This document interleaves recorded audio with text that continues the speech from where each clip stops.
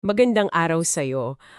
Naisip mo na ba kung paano binabalanse ng gobyerno yung pagsunod sa proseso pero kailangan din kumilos agad? Lalo na kung alam mo, pera natin mula sa buwis ang usapan. Oo nga eh. May isang kaso kasi sa Korte Suprema na parang ganito yung tinitignan. Kailan ba nagiging labis na abuso yung delay ng isang ahensya?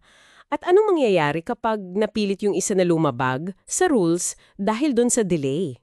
Ito yung kasong Power Sector Assets and Liabilities Management Corporation, PSALM, para mas maikli, laban sa Commission on Audit o COA. GR number 2479244 ito at ang desisyon ay noong November 16, 2021. PSALM versus COA. Oo, titingnan natin yung mga pangangailangan ng PSALM, tapos yung mga patakaran ng COA, at syempre yung naging hatol ng Korte Suprema. Sige. Halika, simulan na natin yung paghimay. Okay, so PSAL. 2011 to nangyari. Tama? Kinailangan nila ng dalawang legal advisor. O, sina Mr. Yap at Ati Tantoko. Para saan? Para dun sa privatization ng assets ng National Power Corporation, yung NPC. Kasi utos yan ng IPIRA law. IPIRA law. Ito yung sa kuryente, di ba? So, importante to at may deadline. Mahalaga talaga. At may hinahabol silang petsa. Kaya humingi sila ng permiso sa OGCC, Office of the Government Corporate Council, at saka sa COA. May 9, 2011 sila humingi. Tapos, ang kailangan nila bago mag-May 30 sana. Mabilis lang dapat. Exactly. Kaso, dito papasok yung mga COA circulars, yung 86255 at 95-011. Sinasabi dyan na bago pumuha ng private lawyer or consultant ang isang government agency, kailangan muna ng prior written conformity ng OGCC. Okay, OGCC conformity. At prior written concurrence naman galing sa COA.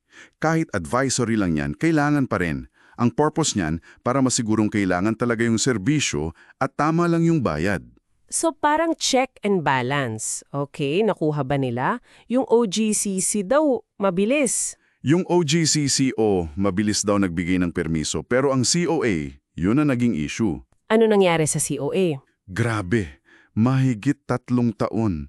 3 taon ang lumipas bago sila sumagot. 3 taon? Teka, May 2011 sila nag-request. Tapos November 2014 lang sila sumagot. At ang sagot, denied. Hindi pinayagan. ha? Bakit daw denied? Ang dahilan daw ng COA, kinuha na ng PSL yung mga consultants nang wala pa yung prior concurrence nila. Paano naman makukuha yun? Sila nga yung hindi sumasagot. Sandali, parang catch-22 yan Di sila sumagot ng 3 taon tapos ide-deny nila dahil wala yung sagot nila. Pero may deadline niya yung PSM dahil sa IPIRA. Yan na nga. Kaya umapot na sa Korte Suprema. Dito lumabas yung mga tanong. Una, parang pre-audit ba tong concurrence na to? Pangalawa, sakot ba talaga ng circulars yung kontrata ng PSAM kahit advisory lang?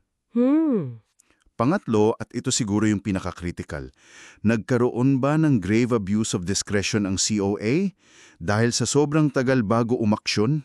Grabe yung 3 taon. Oo, ano pa? Yung pang-apat. Pang-apat, dapat bang managot yung mga opisyal ng PSAM sa pagbabayad? Kasi nagbayad na sila sa consultants Okay. So, ano nang sinabi ng Korte Suprema dito? Okay, eto na yung pasya.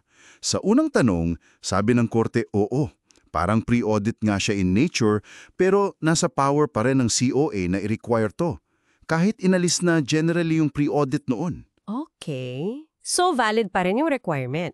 Sa pangalawa, sakop ba yung kontrata? Oo rin. Kahit advisory services lang, sakop pa rin ng patakaran. Kailangan talaga ng concurrence. Ito na, yung pangatlong tanong.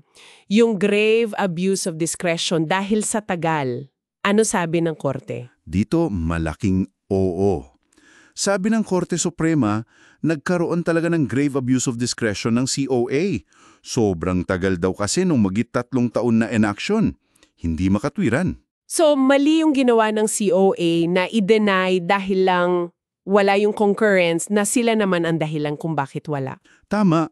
Sabi ng korte, hindi pwedeng gamiting excuse ng COA yung kawalan ng concurrence kung sila mismo ang sanhin ng delay dahil sa hindi nila pag-aksyon. Makes sense. Dahil dyan, ano ang nangyari sa mga opisyal ng PSL? Mananagot ba sila?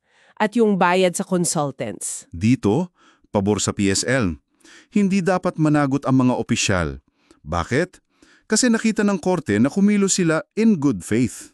Ah, good faith. Oo, may mabuting intensyon sila. Kailangan nilang sundin yung IPIRA law, may deadline, sila nag-request ng permiso pero hindi sumasagot yung COA.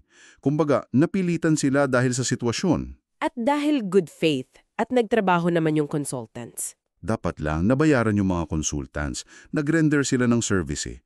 So, inutos ng korte na bayaran sila. Okay, malinaw yon. Pero may nabanggit ka kanina, parang may bagong COA circular daw. Oo, nabanggit din yun ng korte. Yung COA Circular number 2021-003. July 2021 to lumabas. May mga exemption na raw ito sa prior concurrence pero para lang sa specific legal hiring. May conditions. Oo, may mga kondisyon. Gaya nung 50,000 pesos monthly fee limit pero hindi ito nag-apply dito sa kaso ng PSLM kasi una, mas malaki yung amount at pangalawa, takos na yung kaso bago pa lumabas yung circular. So pinapakita lang nito na yung general rule, kailangan pa rin talaga ng concurrence unless exempted ka under the new rules. Ganun nga.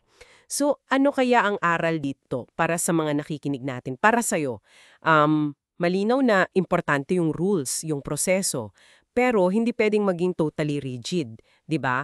Lalo na kung yung delay dahil sa ibang ahensya. Kailangan may balance. Oo, balance at saka accountability. Dapat mabilis din kumilos ang mga ahensya ng gobyerno, lalo na yung mga nagbibigay ng approval.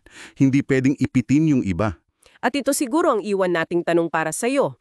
Kung ikaw yung ahensya, naiipit ka. Kailangan mong sundin ang batas, may deadline ka, pero yung kailangan mong approval, ang bagal dumating. Tapos may rule ka rin kailangang sundin about sa approval na yon. Anong uunahin mo?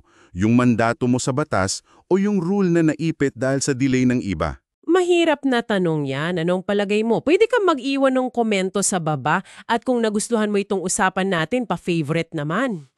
At syempre, para hindi ka mahuli sa mga susunod pa nating paghimay ng mga kaso at issue, mag-subscribe ka na.